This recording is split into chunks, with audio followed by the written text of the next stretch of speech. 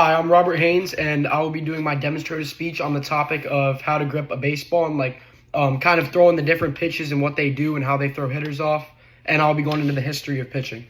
To start off, the history of pitching it's been night and day with how it was back then in like the 1850s, kind of like when Babe Ruth played, to like today when we see guys like Spencer Strider, like all these great players, Paul Skeens, like what they can do is just completely different from what happened back then.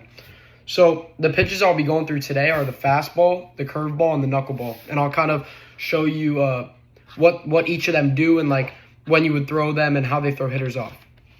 To begin with, the first pitch I'll be showing you is the curveball. And you would kind of grip it like so. A baseball is kind of like a horseshoe, and you would grip it on the big gap on the horseshoe. And depending if you're lefty or righty, on whatever side you prefer. And some scenarios of when you would throw a curveball is like when you have an 0-2 count and you want to throw a hitter off and throw something in the dirt to make them chase. It's just something that's really hard to hit if you can throw it well. And Brett Graves kind of quotes, pitchers often incorporate the curveball to complement a fastball or slider to disrupt timing and eye levels. Eye levels are a big thing in baseball because as a hitter, you see it come out the same, but it might be a complete different like speed on the pitch that'll throw you off, throw all of your timing off. So it's something you kind of want to adjust to during your at-bat.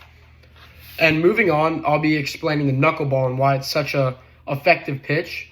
And once I tell you like how many people can actually throw it, it'll blow your mind. To begin with, the knuckleball is something that people can rarely throw. It's 0.001% of the world can actually throw a knuckleball. And to grip one, people kind of all throw it different and stuff, but you kind of want to put your fingertips on the seam and you kind of want to like release it with like a push. And what makes it so effective is usually like when you throw a pitch, it spins, but actually a knuckleball, when you release it, it literally doesn't spin the whole way. And it's honestly the hardest pitch to throw in baseball as to why 0.001% of the world can actually throw one. And the thing that makes it such a hard pitch to hit as a hitter is that it does anything because there's no rotations on it. So kind of gravity just defines and does whatever it wants. So it could go like this, it could go up, and it just goes anywhere. So you have no idea where it's going. Plate Crate quotes, the knuckleball is not just a pitch, it's a phenomenon that combines the art of pitching with the intricacies of physics. And like I said, physics is a big thing with this pitch and is why it makes it so hard.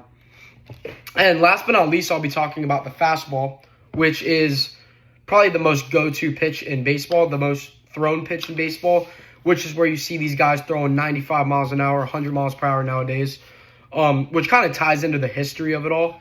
Back in the day, you would maybe see someone throwing 90 miles per hour, but nowadays, 90 miles per hour is like a bottom-tier pitcher. These guys are throwing 100, 101. It's absurd how like the science, the technology, and all that has evolved the game. And in 2025, after doing some research, I figured out the average fastball velocity is 94.6 miles per hour. Like the human eye can rarely even pick that up in the first place, which honestly kind of shows why it's such a hard sport as a hitter. It's not impossible, but it's very hard to hit a fastball.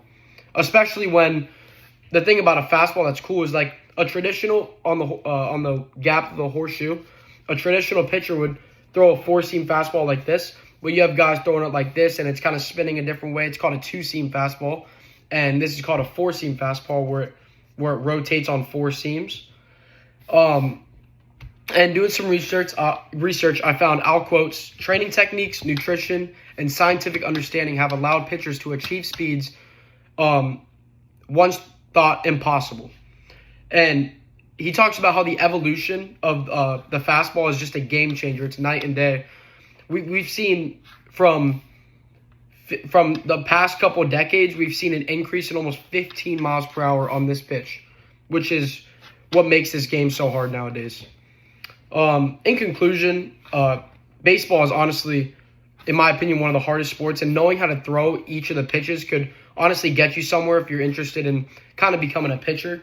I was a pitcher for 15 years, and it was a lot of fun. I enjoyed it a lot, and hope you guys enjoyed it.